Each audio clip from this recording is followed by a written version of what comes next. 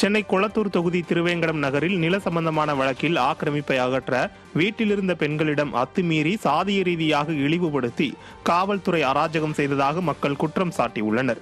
நில அளவீடு தொடர்பான வழக்கில் நீதிமன்ற உத்தரவு என காட்டி அவர்களது சொந்த இடத்திலிருந்தும் நள்ளிரவில் அராஜக போக்கில் வெளியேற்றியுள்ளது.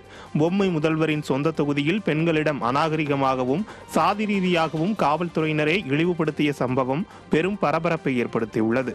பெண்களிடம் போலீசார் அத்துமீறி நடந்ததை செல்போனில் படம் எடுத்தவர்களின் செல்போன்களை பறிமுதல் செய்து ரீபூட் செய்யப்பட்டுள்ளது. நீதிமன்ற உத்தரவுப்படி நில அளவீடு செய்து முறைப்படுத்த வேண்டும் என்பது பாதிக்கப்பட்டவர்களின் கோரிக்கையாக உள்ளது. நாங்க திறந்து விட்டோன்னே எங்க எல்லாரும் குண்டு கட்டா தூக்கி வந்து அரெஸ்ட் பண்றாங்க சார். எங்க வீட்டுக்காருக்கு இப்பதான் ஆபரேஷன் பண்ணிருக்காங்க. ஒரு வருஷம் வந்து பைபாஸ் சர்ஜரி. அவருக்கு 2 கையை வச்சு இன்ஸ்பெக்டர் கிருபாகரன் 2 கையை வச்சு கல்லுலயே தள்ளி விட்டாரு.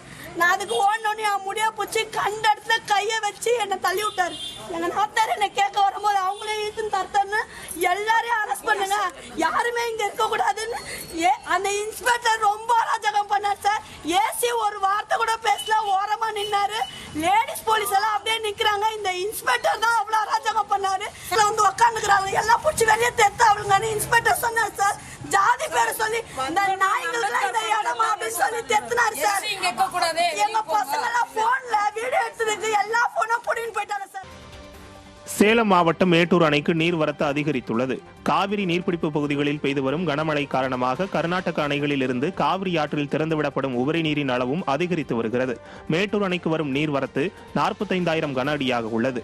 மேட்டூர் அணையின் நீர்மட்டம் 120.41 அடியாகவும் நீர் இருப்பு 94.12 TMC ஆகவும் உள்ளது.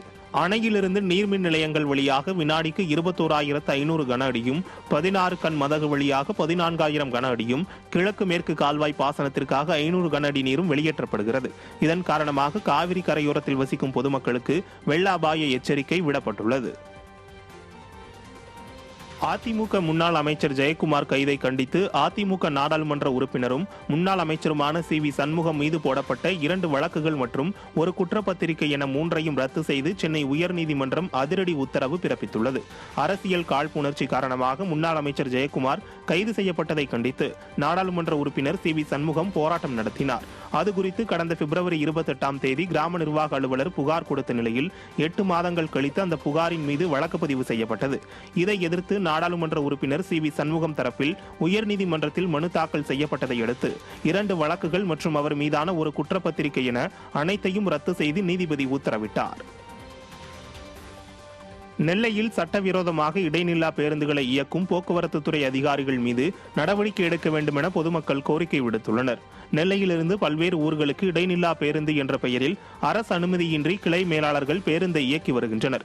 இதனால் இடைப்பட்ட ஊர்களில் பேருந்துகள் நிற்காமல் செல்வதால் பள்ளி கல்லூரி மாணவர்கள், வேலைக்கு செல்வோர், பொதுமக்கள் என அனைவரும் தனியார் பேருந்துகளையே நம்பியுள்ளனர். இதனால் தனியார் பேருந்துகளில் கூட்ட நெரிசல் ஏற்படுவதால் பொதுமக்கள் படியில் தொங்கியவாறு ஆபத்தான முறையில் பயணம் செய்து வருகின்றனர். எனவே அரசு அனுமதியின்றி இடைநில்லா பேருந்துகளை இயக்கும் போக்குவரத்து துறை அதிகாரிகள் மீது நடவடிக்கை எடுக்க வேண்டும் என பொதுமக்கள் கோரிக்கை வைத்துள்ளனர். சென்னை மாநகராட்சி பள்ளிகளில் மழலையர் வகுப்பு தொடங்கி 2 மாதங்களுக்கு மேல் ஆகியும் மாணவர்களுக்கு இதுவரை பாடப்புத்தகங்கள் வழங்கப்படவில்லை. சென்னை மாநகராட்சி பள்ளியில் பயிலும் மழலையர் வகுப்புகளுக்கு புதிய பாடத்திட்டங்களுடன் விலையில்லா வண்ண புத்தகங்கள் ரூபாய் 40 லட்சம் மதிப்பீட்டில் வழங்கப்படும் என இந்த ஆண்டின் தொடக்க உரையில் மாநகராட்சி மேயர் பிரியா அறிவித்தார். ஆனால் வகுப்பு தொடங்கி 2 மாதம் முடிந்தும் இதுவரை மாநகராட்சி தயாரித்த புத்தகங்கள் வழங்கப்படவில்லை. இதுவரை அந்த புத்தகங்கள் அச்சிடப்படவும் இல்லை. மாநகராட்சியின் அச்சகத்தில் ஏற்பட்ட பிரச்சனையால் தாமதம் ஏற்பட்டுள்ளதாகவும் இந்த மாத இறுதிக்குள் புத்தகங்கள் வழங்க முயற்சி எடுப்பதாகவும் மாநகராட்சி தெரிவித்துள்ளது. விளம்பரம் செய்வதிலேயே குறியாக இருக்கும் விடிய அரசின் மேயர் பிரியா குழந்தைகளின் கல்வியிலும் அக்கறை காட்ட வேண்டும் என மக்கள் கோரிக்கை விடுத்துள்ளனர். திருப்பத்தூர் மாவட்டம் வாணியம்பாடி அருகே திமுக பிரமுகர் வீட்டில் கல்வீசி தாக்கப்பட்டுள்ள நிலையில் விடிய ஆட்சியில் ஆளுங்கட்சியினருக்கே பாதுகாப்பு இல்லையா என உடன்பிறப்புகள் புலம்பி வருகின்றனர்.